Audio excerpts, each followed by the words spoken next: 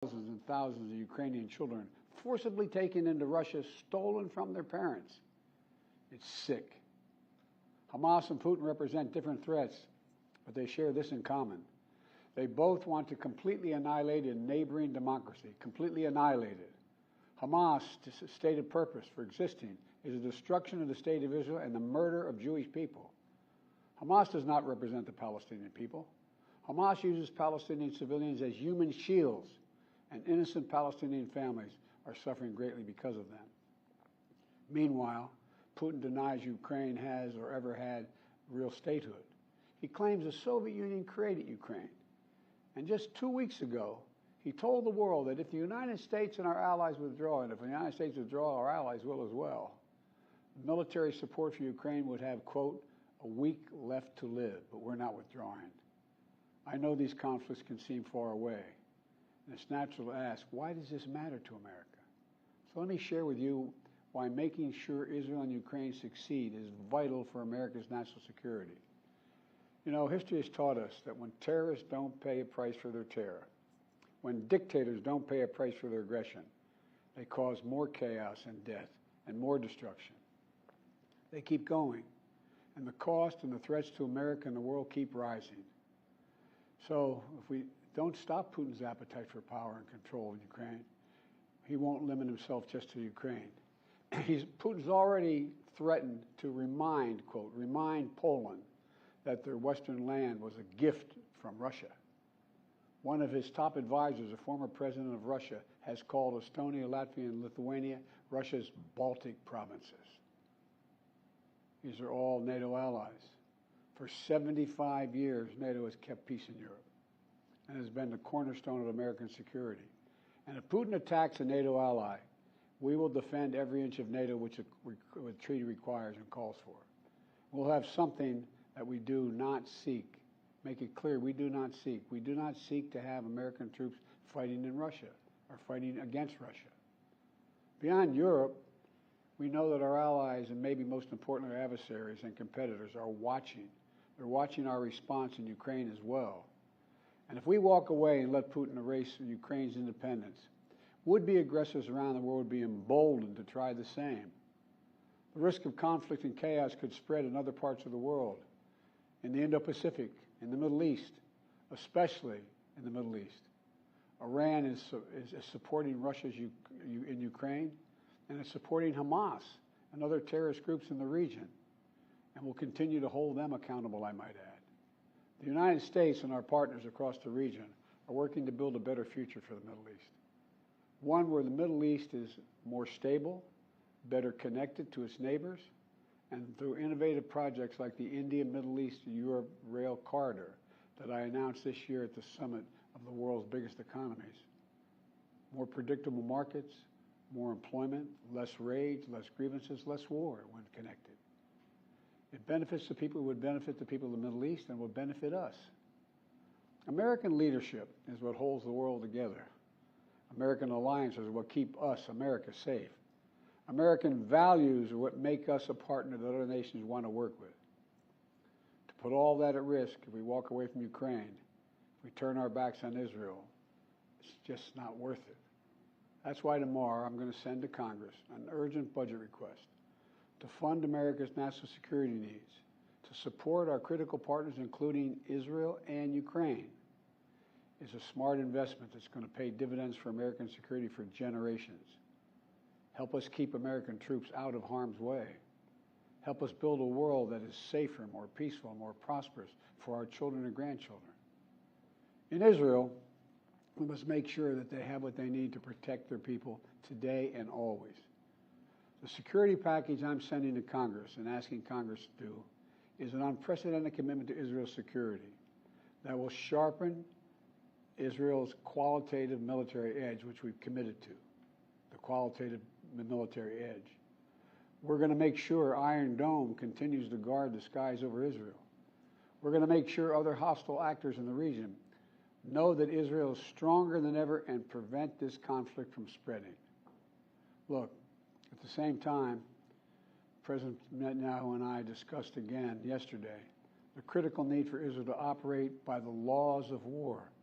That means protecting civilians in combat as best as they can. The people of Gaza urgently need food, water, and medicine.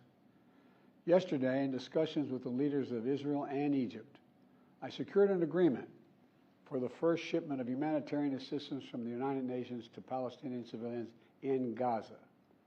If Hamas does not divert or steal these shipments, we're going to provide an opening for sustained delivery of life-saving humanitarian assistance for the Palestinians. As I said in Israel, as hard as it is, we cannot give up on peace. We cannot give up on a two-state solution. Israel and Palestinians equally deserve to live in safety, dignity, and peace. You know, and here at home, we have to be honest with ourselves. In recent years, too much hate has given too much oxygen, fueling racism, the rise of anti-Semitism and Islamophobia, right here in America. It's also intensified in the wake of recent events that led to the horrific threats and attacks that both shock us and break our hearts. On October 7th, terror attacks have triggered deep scars and terrible memories in the Jewish community.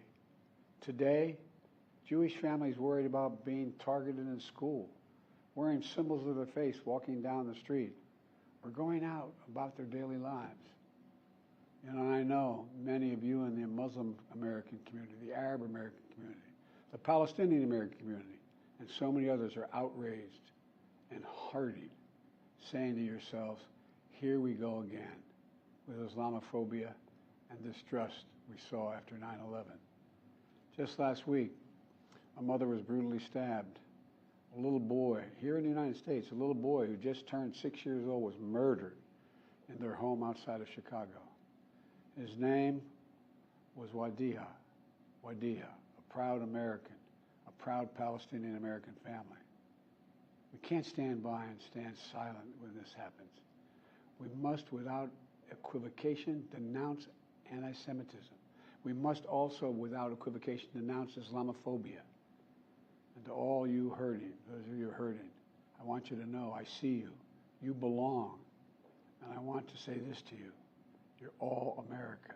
You're all America. This is in a moment, you know, in moments like these, when fear and suspicion, anger and rage run hard, that we have to work harder than ever to hold on to the values that make us who we are. We're a nation of religious freedom, freedom of expression. We all have a right to debate and disagree without fear of being targeted in schools or workplaces or in our communities. I must renounce violence and vitriol. See each other not as enemies, but as fellow Americans. When I was in Israel yesterday, I said that when America experienced the hell of 9/11, we felt enraged as well. While we sought and got justice, we made mistakes. So I cautioned the government of Israel not to be blinded by rage. And here in America, let us not forget who we are. We reject all forms of hate, whether against Muslim, Jews, or anyone. That's what great nations do, and we are a great nation. On Ukraine, I'm asking Congress to make sure we can continue to send Ukraine the weapons they need to defend themselves and their country without interruption, so Ukraine can stop Putin's brutality in Ukraine. They are succeeding. When Putin invaded Ukraine, he thought he would take Kyiv and all of Ukraine in a matter of days. Well, over a year later, Putin has failed, and he continues to fail. Kyiv still stands because of the bravery of the Ukrainian people. Ukraine has regained more than 50% of the territory Russian troops once occupied, backed by U.S.-led coalition of more than 50 countries around the world, all doing its part to support Kyiv. What would happen if we walked away? We are the essential nation. Meanwhile, Putin has turned to Iran and North Korea to buy attack drones and ammunition to terrorize Ukrainian cities and people. From the outset, I've said, I will not send American troops to fight in Ukraine. All Ukraine is asking for is help, for the weapons, munitions, the capacity, the capability to push invading Russian forces off their land, and the air defense system to shoot down Russian missiles before they destroy Ukrainian cities. Let me be clear about something.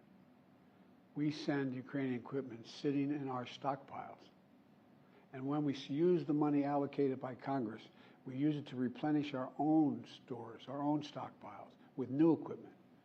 Equipment that defends America and is made in America. Patriot missiles for air defense batteries, made in Arizona. Artillery shells manufactured in 12 states across the country, in Pennsylvania, Ohio, Texas, and so much more. You know, just as in World War II, today patriotic American workers are building the arsenal of democracy and serving the cause of freedom. Let me close with this. Earlier this year, I boarded Air Force One for a secret flight to Poland. There I boarded a train with blacked out windows for a 10-hour ride each way to Kyiv, to stand with the people of Ukraine ahead of the one-year anniversary of their brave fight against Putin. I'm told I was the first American to enter a war zone not controlled by the United States military since President Lincoln. With me was just a small group of security personnel and a few advisors. But when I exited that train and met Zelensky, President Zelensky, I didn't feel alone. I was bringing with me the idea of America, the promise of America, to the people who are today fighting for the same things we fought for 250 years ago: freedom, independence, self-determination. And as I walked through Kyiv with President Zelensky, with air raid sirens sounding in the distance, I felt something I've always believed, more strongly than ever before.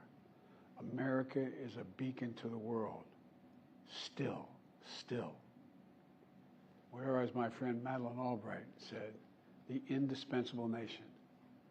Tonight there are innocent people all over the world who hope because of us, who believe in a better life because of us, who are desperate not to be forgotten by us, and are waiting for us.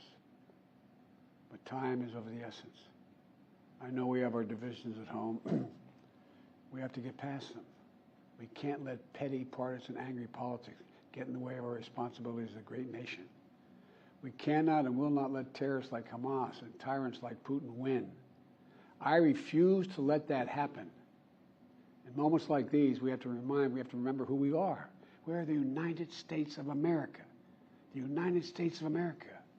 And there is nothing beyond our capacity if we do it together. My fellow Americans, thank you for your time. May God bless you all, and may God protect our troops.